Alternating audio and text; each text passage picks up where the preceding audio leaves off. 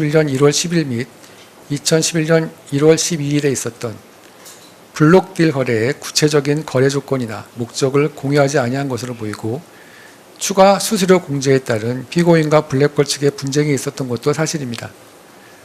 그러나 위와 같은 블록딜은 피고인과의 정산을 앞두고 이루어진 것으로 자신들의 거래 목적을 피고인이 알 경우 반대할 것으로 보여 알려주지 아니한 것으로 볼 수는 있으나, 다수의 공범이 순차적으로 가담하는 시세조정 범행의 특성상 공범들 사이에 정산대지 이익 배분을 앞두고 서로 속고 속이는 일이 드물지 않게 일어나는 이상 피고인에게 거래 목적을 그대로 알려주지 않았다 하여 그 이전부터 존재하였던 공모관계의 존재까지 부정할 수는 없을 것입니다. 정산 과정에서의 블랙홀 측과의 수수료 문제 등으로 인한 다툼 또한 이와 같은 공범들 사이의 이익 배분에 관한 다툼에 지나지 않는 것으로 보입니다.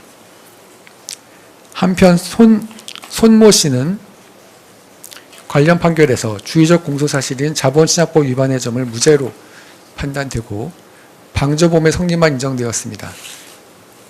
그런데 피고인은 위 손모 씨와 달리 적어도 2011년 1월 13일까지는 블랙펄 측의 지시나 요청에 아무런 이유 없이 따랐고, 블랙펄 측이 20억 원의 자금과 이 사건 미래에셋 대우 계좌 등을 넘겨주어 블랙펄 측이 매도 매수 주문을 할 수 있게 하였으며, 손모 씨의 경우 시세조정 세력으로부터 수익을 배부받는 것으로 보기 어려운 반면 피고인은 블랙펄 측과의 정산을 거쳐 그 수익을 받았고, 특히 도이치모터스 주식 18만 주 중 14만 9,383주를 통정매매 형식으로 블랙펄 측에 넘겨주어 시세조정 행위에 직접 가담하였는 바, 이와 같은 행위가 단순히 블랙펄 측의 시세조정 행위를 용이하게 한 것으로는 볼 수 없습니다.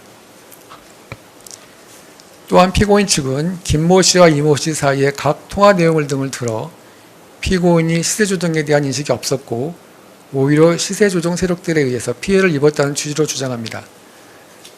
그러나 그 내용을 전체적으로 살펴보면 그와 같은 통화가 이루어질 무렵 시세조정과 관련하여 피고인에 대하여 이루어지고 있던 여러 언론 매체의 추적 보도나 시민단체의 고발, 수사 등으로 자신들의 시세조정 범행이 드러나게 되고 그로 인하여 처벌받을 수 있다는 점에 관한 불안이나 위기감, 자신들을 끌어들인 권모 씨 등에 대한 불만 속에서 나온 대화로 주로 권모 씨를 비난하고 자신들의 책임이 없거나 미미하다는 취지입니다.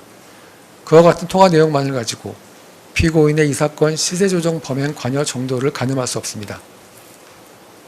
한편 피고인 측은 김모 씨가 피고인을 시세조정 세력 내부에 있는 자가 아니라 외부인으로 인식하였다는 근거로 김모 씨가 민모 씨나 연모 씨 등에게 보낸 문자 메시지를 지적하지만, 위각 문자 메시지의 경우 피고인과 블랙펄 사이에 2011년 1월 13일경 이루어진 정산 이후의 문자 메시지로서 그 이전에도 김모 씨가 피고인을 시세조정 세력 내부에 있는 자가 아니라 외부인으로 인식하였다는 근거가 될 수 없습니다.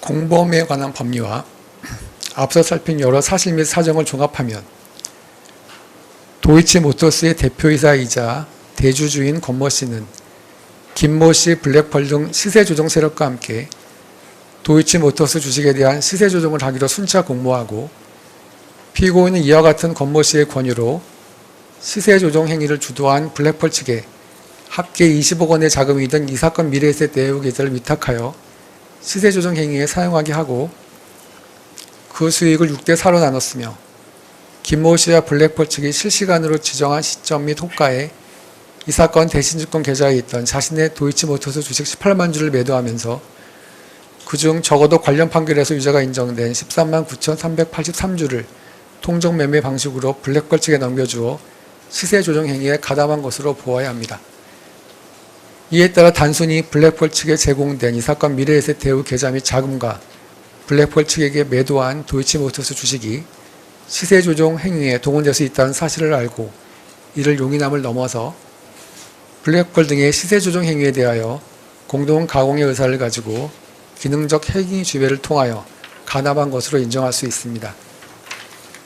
결론적으로 공동정범 책임은 인정된다는 것이 저희 재판부 판단입니다.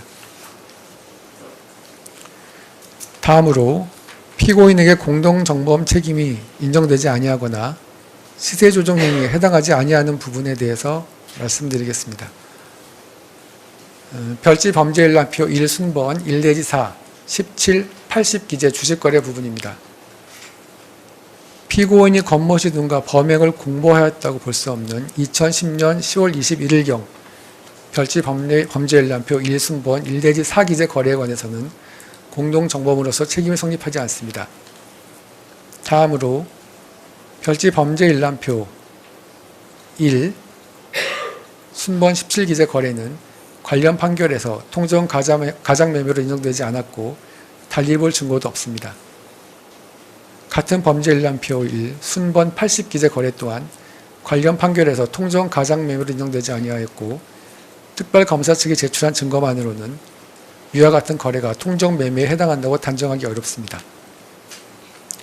다음으로 피고인과 블랙펄 측과의 정산 이후인 2011년 1월 14일경부터 2012년 12월 5일경까지 이 사건 대신증권 계좌, 이 사건 하나투자증권 계좌에서 이루어진 주식거래 부분에 관해서 보겠습니다. 원심은 이 부분에 대해서 피고인이 2011년 1월 13일경 블랙펄 측에 맡긴 도이치모터스 주식에 관한 1인 매매를 종료하였고 블랙펄 측과 수익금을 정산하는 과정에서 크게 이의를 제기하였다는 점 등의 여러 사정을 들어 특별검사 측이 제출한 증거만으로는 2011년 1월 14일경부터 2012년 12월 5일경까지 이 사건 대신증권 계좌, 이 사건 하나투자증권 계좌에서 이루어진 도이치모터스 주식 매매가 피고인과 겉멋이 등의 의사 연락하에 이루어진 것이라고 단정하기 어렵고 달리 이를 인정할 증거가 없다고 판단했습니다. 우리 재판부는 이와 같은 원심의 판단은 옳고 피고인이 2021년 1월 13일 블랙펄 측과의 정산을 거친 이후 이 사건 하나투자증권 계좌 등으로 도이치모터스 주식을 매수한 거래는 시세 조정 행위로 볼 수 없다는 입장입니다. 구체적으로 별지 범죄 일람표 1순번 81기재 거래인 2021년 3월 30일자 거래는 관련 판결에서 시세 조정 행위로 인정되지 않았고 특별검사 측이 제출한 증거만으로 통정 매매로 볼 수 없습니다. 범죄 사실의 증명이 없는 경우에 해당합니다. 다음으로 피고인 명의 이 사건 하나투자증권 계좌로 2012년 7월 25일부터 2012년 8월 9일경까지 이루어진 거래는 관련 판결에서 시세조정 행위로 판단되지 않았고 앞서 본 바와 같이 같은 취지의 원심 판단은 정당하므로 피고인이 다른 공범들과 공모하여 2012년 7월 25일경부터 2012년 8월 9일경까지 사이에 별지 범죄 일람표 2순번 일부 기재와 같이 42회 이상 매매 주문 등 시세 조정성 주문을 제출함으로써 매매가 성악을 이루고 있는 듯이 잘못 알게 하거나 그 시세를 변동시키는 매매를 하였다는 공소사실은 범죄 사실의 증명이 없는 경우에 해당합니다. 다음으로 2012년 12월 7일경까지 시세 조정 행위가 지속되었음을 전제로 하는 부분입니다. 특별검사 측은 이 법원에 이르러 공범들의 시세 조정 행위가 2012년 12월 7일경까지 지속되었음을 이유로 범행 종기를 변경하였으나 제출된 증거만으로 당초 공소를 제기한 범행 종기인 2012년 12월 5일이 지난 이후 공범들이 통정 가장 매매에 의한 시세 조정 행위와 현실 거래에 의한 시세 조정 행위를 이어갔다는 사실을 인정하기 부족하고 달리 이를 인정할 증거가 없으므로 이 부분 공소사실은 범죄 사실이 증명이 없는 경우에 해당합니다. 다음으로 앞서 본 바와 같이 피고인에게 공동정범 책임이 인정되지 아니하거나 시세 조정 행위에 해당하지 아니하는 부분에 관해서 피고인에게 방조 책임을 인정할 수 있는지에 관해서 보겠습니다. 우선 앞에서 피고인의 범행 가담 이전이나 시세 조정 행위로 볼 수 없다고 판단된 거래에 관한 피고인의 방조 책임도 성립할 수 없습니다. 따라서 2010년 10월 21일경, 2010년 10월 28일경, 2011년 1월 13일경 기재 거래 관련 피고인의 방조 책임이나 2012년 12월 6일 및 2012년 12월 7일경에도 시세 조정 행위가 있었음을 전제로 한 피고인의 방조 책임 또한 성립하지 않습니다. 또한 2011년 1월 14일 이후에도 도이치모터스 주식 매수 거래가 이루어진 사실은 앞서 인정한 내용과 같습니다. 그러나 피고인은 김모 씨 등 시세 조정 세력들의 범행 실행을 용이하게 할 의사로 도이치모터스 주식을 매수한 것이 아니라 주가가 오를 것으로 예상하고 스스로의 판단으로 주식을 매수한 것으로 보아야 하므로 2011년 1월 14일 이후 주식을 매수하였다고 하여 정범의 실행을 방조한다는 방조의 고의가 인정될 수 없습니다. 따라서 이 부분 방조 책임도 인정될 수 없습니다. 다음으로 2011년 1월 14일 이후 공범들의 시세 조정 행위에 대한 피고인의 죄책에 관해서 보겠습니다. 공동정범은 범죄 행위 시에 그 의사의 연락이 묵시적이거나 간접적이거나를 불문하고 행위자 상호 간에 주관적으로 서로 범죄 행위를 공동으로 한다는 공동 가공의 의사가 있으므로 성립하고, 범죄의 실행을 공모하였다면 다른 공모자가 이미 실행 행위에 착수한 이후에는 그 공모관계에서 이탈하였다고 하더라도 공동정범의 책임을 면할 수 없으며, 나아가 다른 공범의 범행을 중지하게 하지 아니한 이상 자기만의 범위를 철회 포기하여도 중지미수로서 인정될 수 없습니다. 더욱이 주식 시세 조정의 목적으로 허위 매수 주문 행위, 고가 매수 주문 행위 및 통정 매매 행위 등을 반복한 경우 불공정 거래 행위 금지 위반의 포괄일죄가 성립하는 것이고, 피고인이 포괄일죄의 관계에 있는 범행의 일부를 실행한 후 공범 관계에서 이탈하였으나 다른 공범자에 의해 나머지 범행이 이루어진 경우 피고인이 관여하지 아니한 부분에 대해서도 죄책을 부담합니다. 앞서 본 바와 같이 피고인은 권모씨, 김모씨, 블랙펄 등과 순차 공모하여 블랙펄 측의 수익의 40%를 나눠주기로 하고 시세 조정을 위한 자금 및 이 사건 미래에셋 대여 계좌를 제공하였으며, 통정 매매에 의한 시세 조정 행위에 가담하던 등 포괄일죄의 관계에 있는 범행의 일부를 실행하였는 바, 피고인이 2011년 1월 13일 블랙펄 측과의 정산을 거쳐 공모 관계에서 이탈하였다고 보더라도 다른 공범들이 시세 조정 행위를 2012년 12월 5일까지 계속하였으며, 피고인이 다른 공범들의 범행 실행을 저지하지도 아니하는 이상 그 이후 다른 공범들이 행한 시세 조정의 행위에 대하여도 그 죄책을 부담하게 됩니다. 다음으로 부당이득액에 관해서 보겠습니다. 특별검사 측은 피고인의 명의 또는 그 차명 계좌에서 이루어진 거래만을 토대로 부당이득액을 계산하여 8억 1,144만 3,596원을 피고인의 부당이득액으로 산정했습니다. 그러나 관련 법령과 관련 법리 등에 비추어 볼 때 이 부당이득액은 구 자본시장법상 가중구성 요건으로서 적용이 가능한 유형적 부당이득액으로 특정되지 않습니다. 이 사건 시세조정 행위로 인한 부당이득액은 산정하기 곤란한 경우에 해당한다고 판단되므로 구 자본시장법 제443조 제2항 제2호에 가중구성 요건을 적용할 수 없습니다. 그 구체적인 이유는 다음과 같습니다.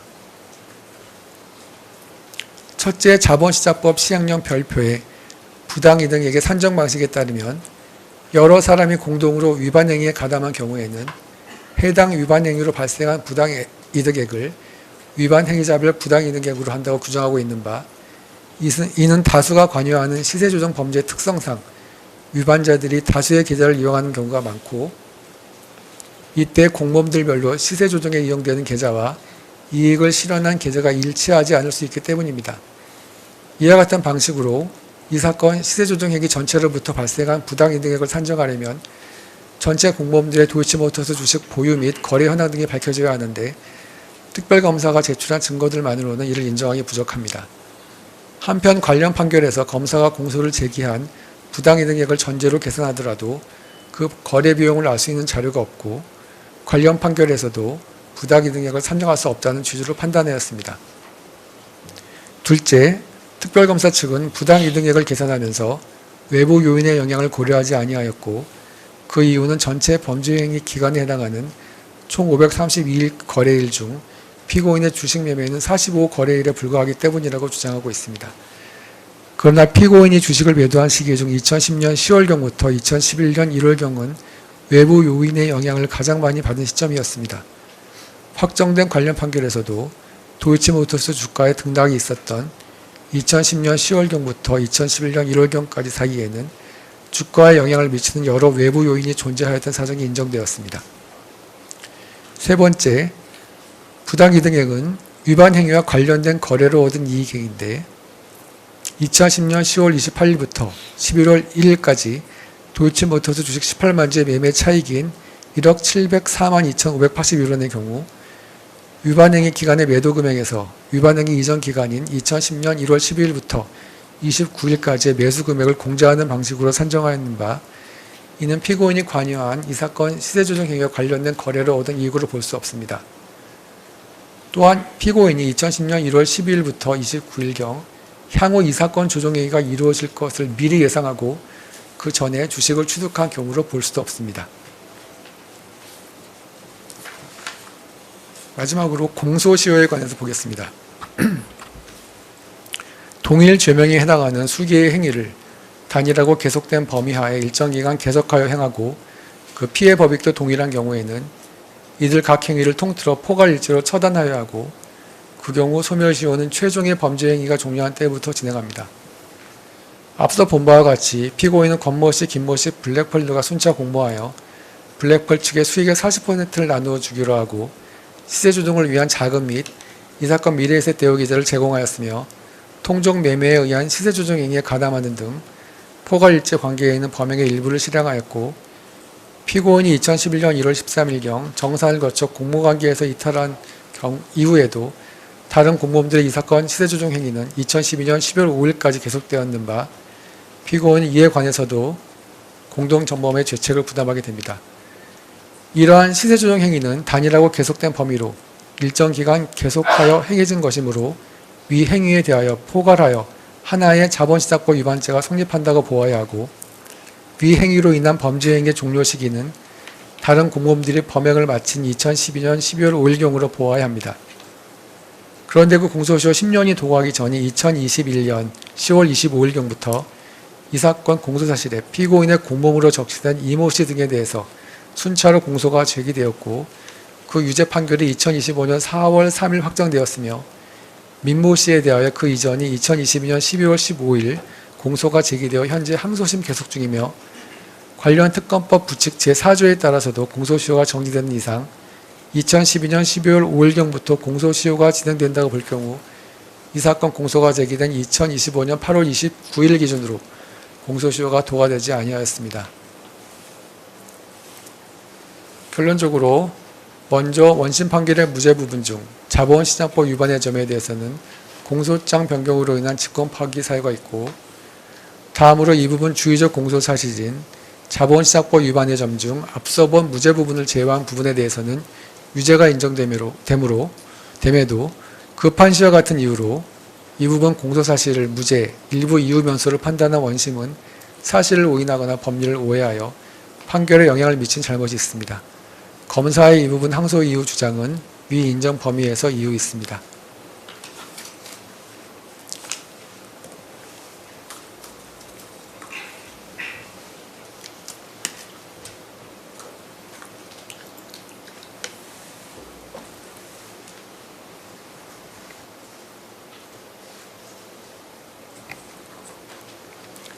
다음으로 정치자금법 위반의 점에 관해서 보겠습니다. 마찬가지로 공소장 변경으로 인한 직권 판단입니다. 특별검사 측은 이 법원에서 피고인의 정치자금법 위반의 점에 관해서 피고인의 관여 부분을 구체화하는 내용의 공소장 변경 허가 신청을 하였고, 이 법원이 이를 허가함으로써 심판 대상이 변경되었습니다. 다만 특별검사의 사실오해 및 법리오해의 주장은 변경된 공소사실의 범위 내에서 여전히 이 법원의 심판 대상이 됩니다. 변경 후 공소사실의 요지를 말씀드리겠습니다.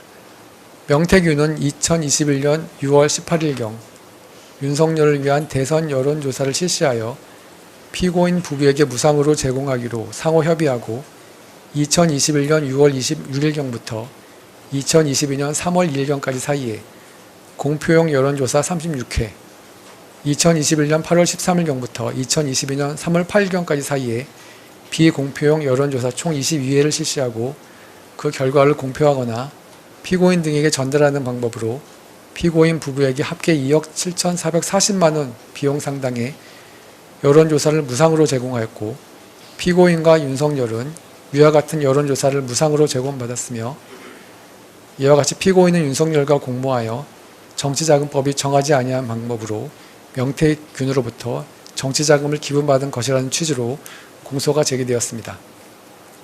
원심은 명태균이 무상으로 여론조사 결과를 피고인 부부에게 제공하였고 그 대가로 피고인 부부가 영향력을 행사하여 김영선이 국회의원 선거 공천을 받은 것이 아닌가 하는 의심이 가나 아래와 같은 사정에 비추어보면 명태균이 피고인 부부에게 전속적으로 제공하기 위하여 여론조사를 실시한 것이 아니라 자신이 운영하던 미래한국연구소의 영업활동의 일환으로 정기적으로 실시하던 여론조사 결과를 피고인 부부를 비롯하여 여러 사람들에게 배포한 것으로 보일 뿐이어서 이를 두고 피고인 부부가 여론조사 비용 상당의 재산상 이익을 취득한 것으로 볼 수 없다고 보아 이 부분 공소사실을 무죄로 판단했습니다.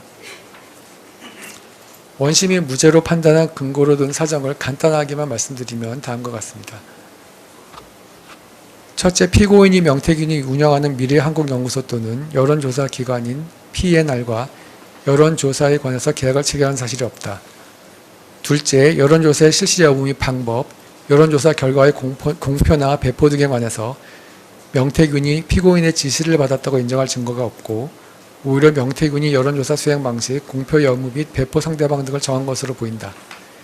셋째, 명태균은 피고인 부부를 만나기 전부터 미래한국연구소의 비용으로 여론조사를 실시하고 있었고 이와 같이 미래한국연구소의 비용으로 여론조사를 실시한 이유는 그 홍보 효과를 통해 명태균 또는 미래한국연구소가 스스로 얻는 이익이 있었고 명태균 스스로의 정치적 성향에 기인하여 자발적으로 여론조사를 실시할 동기도 있었던 것으로 보인다.